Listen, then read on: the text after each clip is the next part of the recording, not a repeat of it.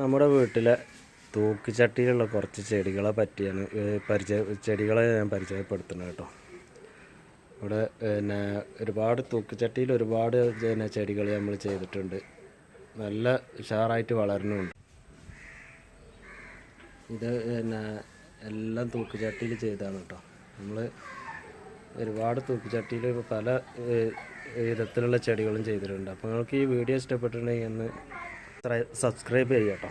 നിങ്ങൾ എല്ലാവരും പിന്നെ എൻ്റെ ചാനലിൽ ഞാൻ ഒരുപാട് വീഡിയോ ഞാൻ ഇട്ടിട്ടുണ്ട് ചെടികളെ പറ്റി, പച്ചക്കറികളെ പറ്റി കേട്ടോ.